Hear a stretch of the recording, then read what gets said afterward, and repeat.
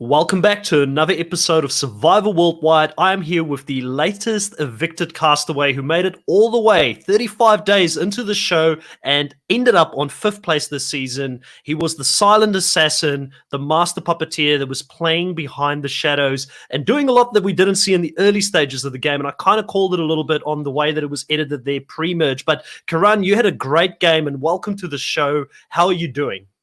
Thanks so much, Chris. Yeah, it's I've been looking forward to having a chat with you, but it is bittersweet. I was hoping it would come in 2 weeks' time after the finale. So, yeah, very happy. I mean, the way the game played out, I couldn't have dreamt of playing a better game. So very happy from that perspective. But the competitor in me is obviously weeping on the inside that I didn't get all the way to the end. I can imagine. And you kind of, on your excerpt there, you said that you would love to be remembered as someone that was at the upper echelon of game players, someone that wasn't just a one-trick pony, but really was a well-rounded player that did quite a lot in the game. So clearly you're someone that has watched the show before, and there's certain players that you would have respected coming into the show as well. Were there certain players? I know that you never want to come in and be the next Tony Vlachos or the next that type of player, but were there certain players that you sort of looked at prior to coming into the show and you thought, I can learn a little bit from this, I can learn a little bit from that, and I'm going to try and bring it into the game? Yeah, absolutely. I mean, it's funny how we all gravitate to different players. As a kid, the player I gravitated to the most was Yul Kwan. And he's also very cerebral, likes to think things through logically, think about everyone else's optimal movement and play from that perspective. So definitely one that I've always enjoyed. From Survivor South Africa, I'm a big Wagner fan. Love the way he played. So you'll see a theme with strategic players. More recently, Adam Klein. I just love the way he plays, and socially, I love how he played and his ability to claw himself out of sticky positions and really play the game empathetically. So I mean, the list is long, and I could go on, and we could talk for hours about some of the real golden players in Survivor history. But those are the three that come to mind. All great players, all players that I respect very highly as well. So you get the A+ approval from me, from one fan to another fan, by Thanks, mentioning Chris. those players. Now, also sort of looking into the game that you ended up playing, going out there in the beginning, it was quite interesting in the early stages. You formed a bit of an alliance with Carla and Mike Laws, but you never really got to play the game with them any deeper than that. That relationship that you formed there with them, were they players that you thought you would go pretty deep with in the game? Where was those two players sort of fitting into your plan with the likes of Tyson and Anesu, who were other players that you were pretty close to as well? Yeah, so I was gutted when I saw Carla leaving. I definitely think had that. Just imagine the season if they decided to get rid of Chappies and Carla was around. Like, I think her and I would have gone, as far as possible. I think she would have rivaled Tyson for who my closest ally was. Her and I were exceptionally close. It was funny in the early days. We were sitting on the beach and she was like, "Kiran, can I tell you a secret?" And I'm like, "Yo, Carla, what is this?" She's like, "I'm a super fan." I'm like, "Carla, it is so obvious. It's basically written on your forehead." And we had a good chat. I'm like, "You're not that slick if you think you're hiding that." So I was really gutted to see Carla go. Mike also, like Mike was probably the first person I made an alliance with back at Vuno 1.0, and it was his humor that stuck out for me. I was like, here's a guy who wants to have fun, and isn't afraid to ruffle feathers. The thing that became very apparent with Mike is that everyone was onto him as a strategic player, and there was this perception that he was playing the game hard from day one, whereas I just thought it was just him being a disarming rogue, really, more than anything else. So it became a theme in how I played the game, but I quite quickly and effectively managed to distance myself from him. I had a close relationship and wanted to play with him, but people towards the end weren't certain, and I think that I convinced them that he wasn't a person of interest in my eyes, but he really was. Now, you mentioned there that Carla was someone that you very early on picked up, was a big fan of the show. We quite famously now know that Renier was a very big fan of the show, but he hid it from people in the game. Were you ever because I know you got close to Renier after that first swap, were you ever sort of suspicious of his level of fandom in the game, or was he really that good at masking it while playing? He was excellent at masking it. So I knew Renier was a good player. I did not realize he was a super fan. I think if he had tried to pull what he did with Chappies, I would have known something was up. But I knew that I couldn't quite figure out why Rainier was cast. That's how I always tried to look at people. Why would the producers cast, right? And with him, I'm like, okay, it's clear he's physical. He's a well-rounded person. So it could just be that he would go far in the game. If you have to simulate the game 100 times, 80% of the time, Rainier's that merge. I never got his level of fandom, but I did ascertain that he was in control. You could see just the way people responded to him at camp. Kiran would always try to give him extra food. Whenever people were discussing something important, they'd be like, "Where's Rainier?" So there were small things that told me this man has a good grasp of his alliance. But I never knew that, this is a guy who's watched every season like twice over. Now, that period of the game where you got swapped into Vuna 2.0, that was really a time where yourself and Tyson and Anesu, you guys were at the bottom and sort of at the mercy of the original Zamba members there. But it did look like you were one of the players there in the early stages that integrated probably better than some of the others with that main group of Zamba members. What is it that sort of, what strategies were you using, and what did you use to gain that sort of level of sort of trust from them? Because they brought you in on the Teriso vote, and they were quite open in regards to what their strategies were. So I was quite impressed by that, and would love to know a little bit more about behind the scenes, how you sort of ingratiated yourself with them. So I'm a deep extrovert. I love people and getting to meet them. So when I operate best when everyone is new to one another, because I can disarm people with humor. I like to be the center of attention, the class clown, and that's pretty much what I was doing. So it was the original Zamba guys were quite great in the sense that they came into camp, even though they had a 6-strong majority. They're like, "This is your camp, so will you guys please, take us around, show us how things are done?" And I was like, "Okay, cool. I'll be your tour guide," and that really allowed me to start building relationships. I'm a curious person by nature, so I always want to understand, who are you, what's your life story, and so that very quickly allowed me to form bonds.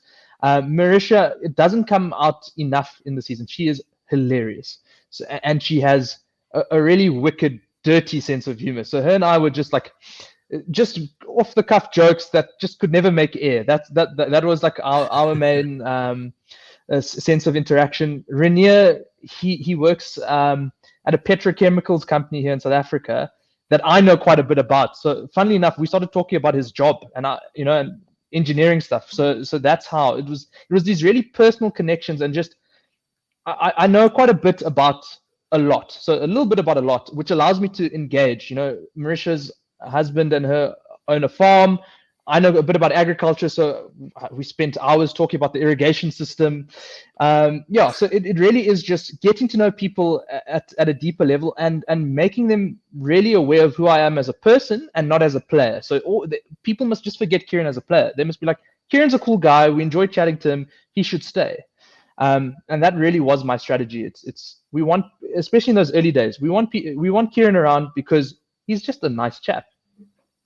Now, around that time where you was showing them around where the well was and everything, I sort of remember that was also around the time that Tyson went off while you were distracting them to go and find the idol. Was that a planned thing, or did it just sort of organically happen in a way where Tyson went out to go find the idol and then he sort of comes to let you know afterwards? Or did you guys plan to sort of split the group up so that he would have an opportunity to go and do that? So I actually, at that point, I didn't know what Paul had told him. I know Paul had said something. So it was just fortuitous that at a random moment he went to go and get the idol. And I think if I remember that episode, at some point I'm like, "Hey guys, where's Tyson?" And pretty much letting the cat out of the bag unwittingly. Now, on the topic of Tyson, we can't have a conversation with you without bringing Tyson up, because this was really a season of two pairs, right? It was Santini and Chappies on the one side, and then you had yourself and Tyson on the other side as probably the two biggest duos of the season. And obviously, there's a little bit about yourself and Tyson both going to the same high school, but outside of that, what is it sort of what drew you to Tyson and wanted you to sort of work with Tyson throughout the whole season? And tell us a little bit about what the dynamic was between you guys and how you made decisions. I would be quite interested in that, because it wasn't always clear on the show in regards to sort of how you came to your conclusions and who sort of took the lead on certain things at certain times. So it'd be good to have a little bit of a better understanding of that. Yeah, so I mean, Tyson and I did go to to the same high school, but I think it was 5 or 6 years apart. So we never were at school at the same time. But we like it was a great conversation starter. Like, oh yeah, I played football. You played football. Was this your coach? Oh yeah, that was my coach too. So that was the foundation. And Tyson was definitely someone in the early days where I was like, cool, I'm keen to work with this guy. But it was almost secondary to a Mike and Carla. And it was really after the first vote at Vuna 2.0 where Tyson played his idol that we really started getting close. And a lot of it was how Tyson was receptive to me and my ideas, that I was like, wait, hang on, I think we're onto something great here. So me telling him to go speak to Rainier, and telling him this is the plan, we're going to get people to put votes on me, but it's going to be, at that point it was going to be Dino that we wanted to get out. And then after a while he was like, actually I want Teresa out. So, and then I was like, cool, let's do that, because I was very fluid at that point. I'm like, I'm happy to work with anyone. There's enough time in the game to build relationship, and the person you're voting out isn't getting sent to the jury, so it doesn't really matter. And so from those votes, we really had a great style of, we both put our ideas on the table, and whatever worked best for us collectively we went with. And there was never a point where I felt worried about putting a name in front of Tyson and about that potential backlash, which is generally how you do feel. In other alliances that I was in, I'd be like, oh, I can't say Anella's name because it might be a bit of an issue. With Tyson was really open cards. And I mean, there must be something in the water in Zamba, because once we went to Zamba 3.0, and I mean, we were in the majority, but coming back getting to Osindile after merge, we were just so tight, and I don't know why. At some point it just evolved to this thing of like, okay, cool, it's me and Tyson. It was very, like the best friendships. It just, one day you wake up, you're like, oh, this is my best mate. I don't know why. It just happened. Yeah. And there was a real level of trust, and I think for me there's a, and I'm sorry, I know I'm going on with this answer, but there was a point at Zamba 3.0 where I was saying we need to get rid of Santini, and Tyson was saying, no, I want it to be Dino. Where I took a step back and said, optically, I'm Indian, and he's black. And I was thinking of Tevin and PK and what went wrong there in season 6. And it was Tevin not listening to PK in his ideas. And I'm like, I'm going to step back. A lot of the way in which the Teresa vote went was down to me. And Tyson was feeling a bit slighted by Dino. I'm like, I'm not going to invalidate his feelings. I'm like, Tyson, listen, mate, I trust you. If this is what you want, we're going to go for it. And I really feel that me stepping back and saying, Tyson, I trust you, and we'll go for it, it really was a turning point for us also, because it was a case of not only would we look at the most logical outcome, we would consider each other's feelings in a vote, which in Survivor is a bit weird. But it really did set us up for a good run. It's an interesting point you bring up there, because one of the questions I was going to ask you actually was related to Dino. Why did you go for Dino before a Kiran in that spot? And if you did end up going for Santini, like your original plan was there, what was your thinking moving forward? Because obviously you would have been sort of giving away one of the OG Vuna tribe members at that point, and Zamba was sort of in control in regards to numbers, original Zamba at that point in the game. What was your thinking in regards to keeping Dino moving forward? Yeah, so I mean, on a personal level, I got along with Dino like a house on fire. I mean, Dino's an absolute gem of a person, and I really just enjoyed him. So almost my strategy of, I just want to be around, I want people to keep me around because they like me. It was the exact same thing with Dino. And I knew that the Zamba guys did like him. They were a bit circumspect of him, but they did like him. And I'd built such great relationships with the Marishas, Rainiers, Nicoles, that I didn't want my first vote in the new tribe to be a Zamba person, because I didn't want to cut that tie. I really wanted to play the middle and get to merge and have this Vuna pocket that I could go to, and a Zamba pocket. I really didn't want us to play along tribe lines, which is what ends up happening. And so that's why I wanted Santini gone, just because I also, like, at that point, I knew that Santini was a threat. I think being a super fan gives you the ability to also think about, why would production cast someone, right? They're not casting Santini just for her to be uncomfortable on an island. No, clearly she must be a gamer, right? If physically I'm looking at her and she's also saying she's not a physical threat, well, then she has to be a social and strategic threat. So, and I did tell her this at Vuna 1.0. I'm like, Santini, because one of my strategies was telling it when people said like, oh, why do you think you're cast? I'm like, guys, there are not many Indians on Survivor. I'm diversity. And everyone's like, oh yeah, that makes sense. And I'm like, oh, these guys have no idea what's coming their way, right? And Santini was doing something similar. And I remember going to Santini and be like, I know you know how to play this game. That's the reason why you. And she just giggled at me. So I was a bit worried about Santini's threat level. She wasn't aligned with me. I mean, if Carlo went and Mike went, I knew that there was a risk that she could turn on the original Vunas, and I thought that would also foster a lot more trust with the old Zamba guys, and that would allow me to play in the middle.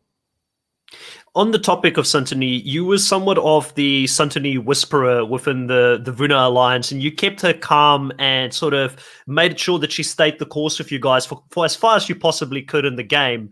And we sort of picked up on the podcast that she seemed to be a very paranoid player, someone that gets flustered pretty quickly, but you seem to have a pretty good handle on that. And at points, similar to how you with Tyson conceded and made him sort of decide who needed to go home when Dino went home, you also allowed for Santini to make that decision, I believe, when it was Sean's eviction as well.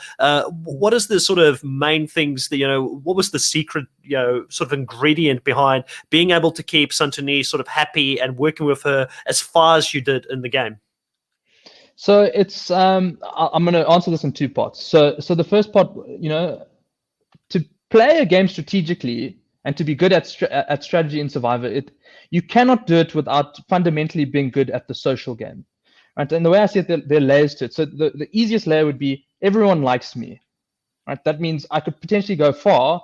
I don't rub anyone the wrong way, but that's really the base level. The level below that is playing a social game where you start to understand, the players' motive, like the people around you, their motives, their belief systems, why they do the things they do, how they view the world, and that really starts to give you a sense of how to interact with them.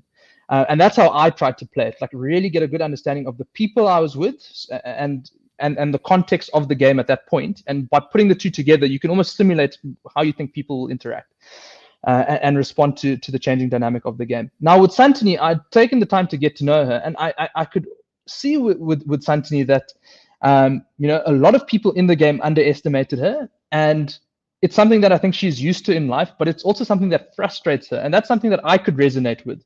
Like just even in this game, I'm someone who played sport my whole life. I'm quite good physically and continuously would be underestimated in that, especially during the tribal phase of this game.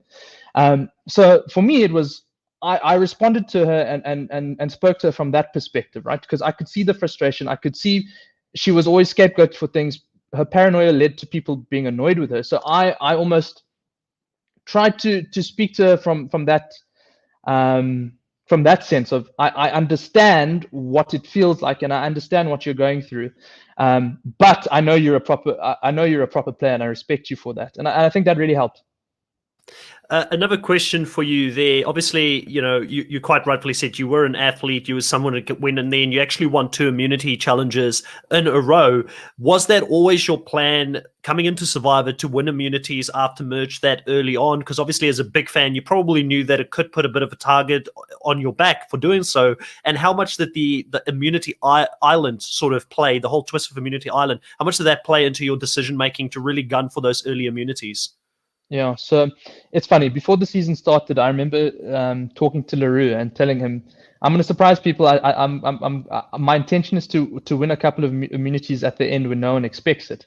So I was hoping to go for a run now, especially when the challenges become a bit more varied. So you'll have a physical component, you'll have a mental component. That's when I really thought, okay, cool. I'm good at a variety of things. It would play to my strength.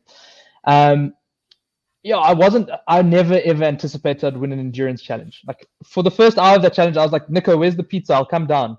And it didn't happen, and thankfully not. But yeah, in that challenge, towards the end, I realized when I thought, okay, actually, it would be wise to send Tyson, because Tyson coming back and bequeathing the idol would make everyone think that he has a hidden immunity idol, and he's definitely playing it for himself. So at that point, it became imperative for me to win, because Anesu was playing double agent. So it didn't really make sense for her to She couldn't send Tyson without blowing her cover. And then the second immunity win, that was just competitiveness. I'm like, I think I've got this challenge waxed. I don't know if I'll ever get a chance to be on Survivor again. I want to win. And the other thing with that is I definitely thought it would elevate my threat level, but optics really matter in Survivor. And if you stand me next to a Chappies or a Renier, or even an Anela, and you say, rank these guys from physically strongest to weakest, or who's the biggest threat from a challenge perspective, I'm not winning that, irrespective of whether I've won 2 challenges or not. So I knew that at the back of my mind, with enough time, people are going to forget. And I mean, look, they had. And unfortunately, I just couldn't beat Chappies, he would have been ranked first, and rightfully so. 100%. And, you bring up a good point there. And one of the things that for me was quite interesting is that Tyson consistently here after the merge was the person who the opposing alliance kept targeting, and he got a lot of votes going against him. What is it that sort of made him a bigger target than you? And how did you sort of manage your threat level in such a way where you really weren't seen by a lot of players as a threat probably until pretty much the point where you got voted out towards the end?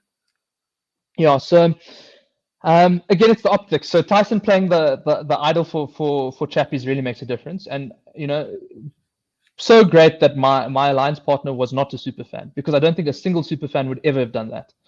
Put me in that position, put Renier in that position. There's no chance in playing for an idol for someone else and destabilizing 7 people or whatever the number was, the first merge vote. No, I'll be going soon after. But Tyson is gung ho. So I mean, power to him, and it really helped me. So that made a big difference. My personality at camp also makes a huge difference. Like, no one really ever saw me playing strategically. Like, I knew what I wanted to do, and I was suggestive in how I approach people. I was never really forceful. I mean, even in the final 6, where I put the idea of getting Nicole out, right? I was a bit more forthright, but even the approach of how we do it, it's very suggestive. It's very inclusive. So no one really felt like I was ever pushing my own agenda. And I mean, look, we could discuss Anela's thought process in that. There's so many mirrors between what I was offering him versus what Anesu was offering him. And so the lines are a bit crossed. So I could never anticipate that he would have viewed the suggestion in that way. And then, so it was those things. And then lastly, like something that people don't realize is, for a long time, everyone talks about Tyson and Warda as the power couple, right? And I'm almost just completely not even mentioned in that. And that narrative comes from me, and with the blessing of Tyson. I was the one who was telling everyone, guys, I know you think there's a 3, but if you look at the optics around camp, Tyson and Warda are always together. I'm not there, right? And because of, and people were willing to believe that because they always saw me at camp with everyone else. My game was, I'm no one's best friend and I'm no one's enemy. Like, the best friend with Tyson came out towards the end. But before that, everyone was like, Kiran is just this guy who's lighthearted and friendly at camp, and he talks to everyone. So when he says, listen, I am not part of this power couple, it's believable. Yeah. So on that note, it's interesting you bring that up. On that note, and I think I might know who you're going to mention, but maybe I'm completely off here. Who was the person you believe was the biggest scalp, the biggest person you took out that was the biggest threat for you going into the end game here? So of all the players that are already voted out, who was that biggest threat, the one that you probably were the most proud that you were able to get them voted out? Definitely Anesu. There were 2 people who I was most worried about that if I had to get to the end would I beat, and that was Anesu and that was Renier.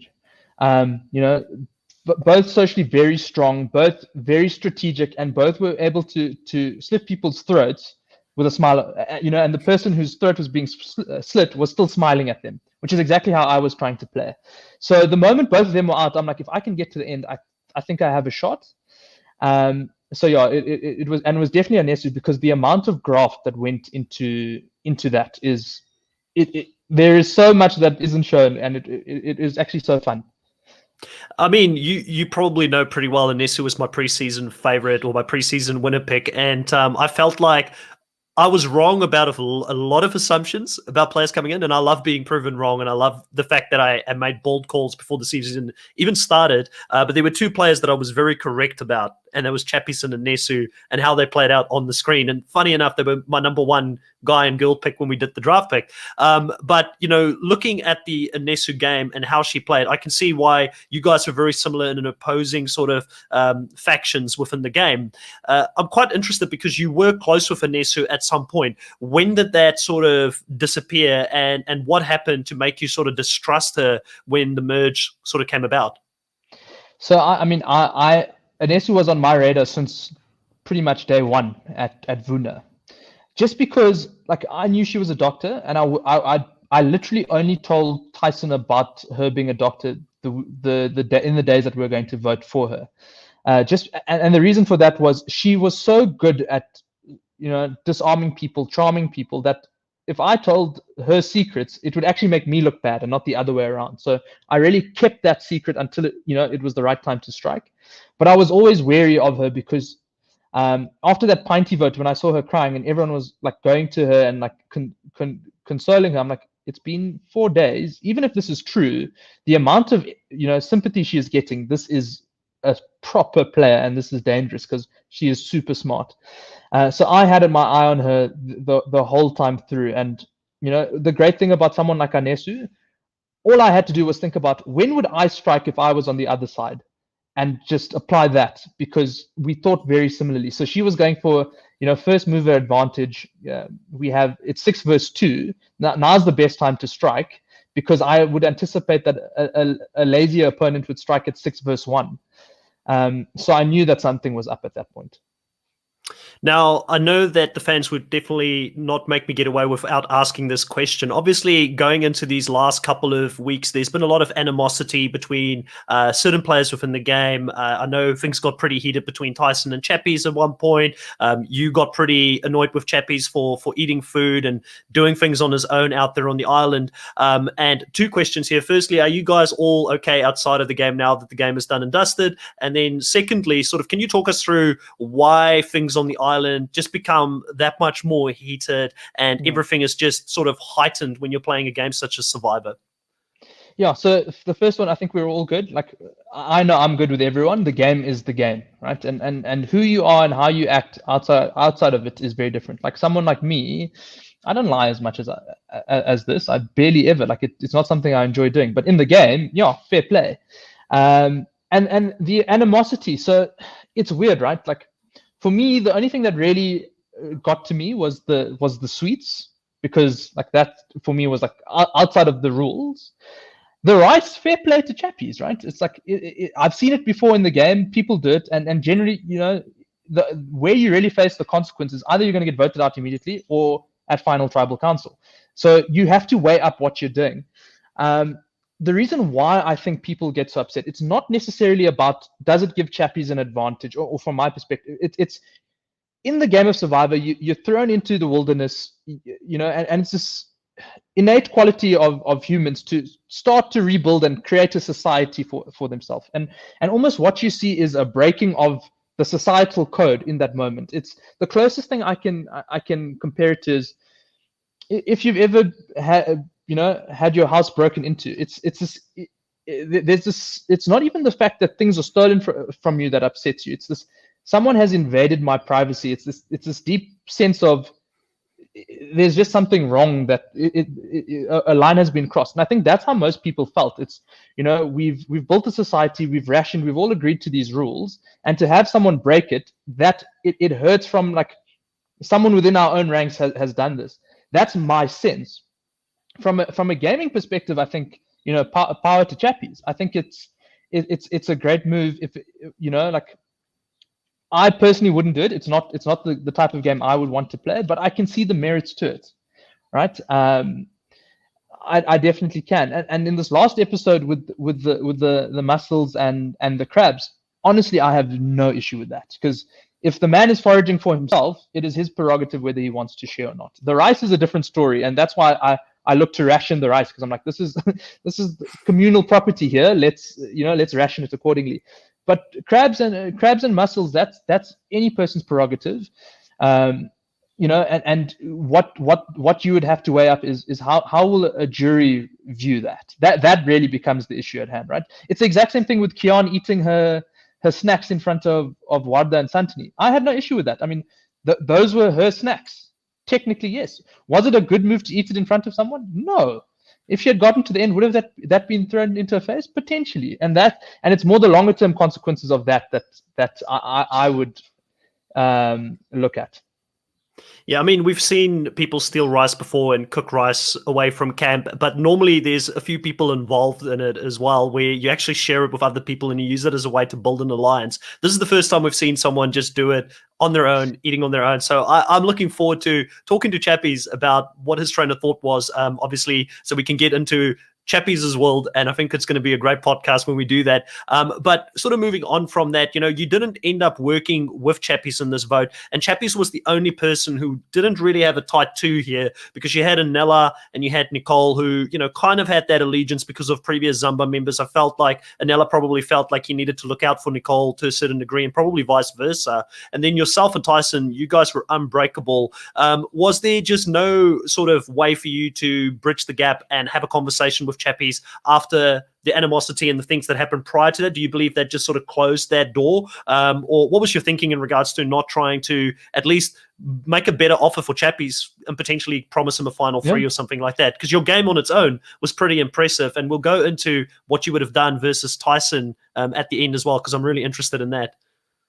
So, I mean, I wanted to speak to Chappies. Like, I definitely didn't want to leave a stone unturned. I remember Chappies asking Nicole to go have a cup of coffee with him. Like, let's go have a chat. And I'm like, hey, Chappies, when you're done with Nicole, I also want to have a cup of coffee with you. And he just laughed, and he never actually came back to chat to me. So I definitely want to chat to him. But just from a context perspective, I was single-handedly the reason Santini and Anesu went home, right? So there was also a bit of frustration there. And also from a gameplay perspective, the way I saw it, I was in the middle in the wrong way. So if you look at Tyson and Chappies, great resumes, questionable jury management. Okay. If you look at Anela and Nicole, not so great resumes, but on the other end, they haven't offended anyone in the jury. So they have, they have good jury management. And there I am sitting with, sorry, my mic's in the way, but there I am sitting with good jury management and a good resume. Like, no one would want to sit next to me is the issue. And the problem was the illusion had broken one or two votes too soon. And I had really worked hard for people not to think of me in too good a light. And unfortunately, with the Santini vote, there was just too many changing dynamics in the space of like 20 to 30 minutes that it was just hard to comprehend where everyone's head was at going into tribal council. Now, the other question I have for you, obviously you and Tyson were pretty close. I'm assuming you would have stayed loyal to Tyson all the way till the end. What would have been your pitch to the jury in regards to why you should win over Tyson if you both were hypothetically to make the final? Yeah, no, it's a great question. So, I mean, beyond just as we were going at this point, I'd started thinking about, okay, if I'm at final tribal council, what's the theme of the speech I'm having? And it was, I'm Kiran, I'm the king of the micro moves. So you get your macro moves, which are playing an idol, winning immunity. I'm like, I dominated the game in all the small, deliberate things I did. And I'll share a quick story with you that doesn't make the cut, but is so pivotal in the Anesu vote. So the day that Rainier's voted out, we have that big blowout at tribal council. I don't know if you remember, there was the fresh stop reward where Marisha and Dino went to go push those polls against Warda and Chappies. As part of that fresh stop reward, we won Biltong. These vacuum sealed biltong packs, and Rainier had kept his biltong up until the point where he was voted out. And when he got voted out, he actually put his biltong into the side of my bag as a way of saying, like, listen, sorry for the blow up. When I get to so I'm sitting with this biltong and I'm like, cool, I'm going to wait until I'm really depleted to eat this. And then in the vote for Anesu, what's coming out is like, I really need Anela to truly believe that I'm not gunning for him. Warda makes him nervous. He needs to really know that he can trust me and that we really want to gun for Anesu. So I use the biltong as a bit of leverage. And I'm like, firstly, I got this biltong from Rainier. He was your mate. He was also someone, I really wanted to work with. Unfortunately, it didn't work out. I know you're worried that we're lying to you and it's your name that's coming up. Please hold on to my biltong for me. It's my only source of protein in the game. If I was lying to you, you get voted out with my biltong, which is a very stupid thing for me to do. if you trust me and you're still here tomorrow and Anesu's gone, you'll know you could have trusted me. I want to work with you, and we'll split the biltong and work together going forward. So it's like and it worked, right? I mean, and we see how much Anela loves food, so it was the perfect person to pitch it to.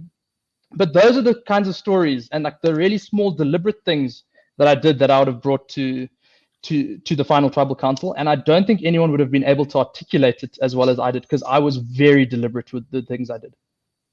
No, next level gameplay to use something like that, and it's a shame it didn't make the cut on the actual show. Now, I think this next question will probably be a very obvious one, and most people tend to say yes, but would you play the game again if asked to come back and play Survivor? Without a doubt. My bag, I haven't unpacked my bag since I came from the Wild Coast, so I'm ready to go. And lastly, your sister made the trip onto Survivor as well. Firstly, talk us about how special it was to be able to share that with someone from the family, and then do you think she'd be wanting to play the game as well, maybe in like a blood versus water type of season? Is she a fan of the show as well? So yeah, she's a massive fan, and that's actually the reason why she came on. So I was pushing my fiance for her. Well, I was pushing my fiance to come on the family reward, and she very graciously said, "Your sister's a massive fan, so it would only be fair that the two of you share this like once in a lifetime experience." It was absolutely incredible to see your loved one run out. It's the one moment that you can really break in the game and really just enjoy the moment for what it is. I must tell you though, Chris, I really am a gamer through and through. I spend more time trying to canvas with the other family members and really get them to like me more so than I spend time with my sister. Well done, Nicole's brother. Yeah, exactly. With these family visits, the reminder of home can really put the best laid plans into ruin, because people remember, oh yeah, I have a family. It's not actually about what's ever happening in this game. So it was great, and shame, poor Peter. Yeah, no, 100%. I do want to thank you for your time and coming on the show. I hope that at some point in the future, we get an opportunity to talk a little bit more about Survivor as well. If you're ever interested in coming back on, maybe even talking about another show. It's sometimes easier when you're not actually playing in the season, and you can criticize and judge and be an armchair critic. But from my side, I was super impressed by your game, and week in and week out, as the show started showing us more of your game, as the edit continued to evolve, I just kept improving for me. So from my side, I do hope that we do get to see you play the game again. I do think that you, in my opinion at least, reached that level, upper echelon of players who actually played the game, especially in Survivor South Africa. Hopefully there is an all-star season coming in the near future, and your name will be in there as well. This is your opportunity now, Kiran. If there's anything else that you sort of want to plug, anything else you want to make fans aware of, things that you're going to be doing moving forward. I know that you sort of mentioned to me you've got a hidden talent. I don't know if you want to talk about that, or if you've got anything planned, or if people just should follow you on Instagram to see if there's anything new coming up in regards to that. Absolutely. Thanks, Chris. Firstly, thank you for the really kind words. I really appreciate it. I've really enjoyed your commentary through the season, so it means a lot. People can catch me on Instagram. I have a deep, dark desire to be a stand-up comedian of sorts, and every now and then I post some funny content. It will hopefully ramp up as the months go on. I do have a penchant for talking about current affairs. So I'm thinking about how best to put that forward as content. They can catch me on Instagram. And then to everyone listening, just thank you for all the love and support. And whether it was for me or for another castaway, I think we all appreciate the love for the season. I mean, we're all fans, and to see the show succeed, I think we'll always take first prize. What a season, like what a cast. I've said it a few times, everybody for me, top tier. It's going to be tough for me and Riley when we do our off-season content, because we want to hypothetically do an all-star season. I don't know who we leave off, to be honest, because it's just been such a great season. Maybe we should just recast the season and for the first time ever see what would happen if all the players go out there and play another show as well. It would be pretty fun to watch. I'm a big fan of that idea. Yeah, Kiran, it's been great talking to you, and we'll stay in touch, and we'll definitely have you back on the show in the near future, hopefully.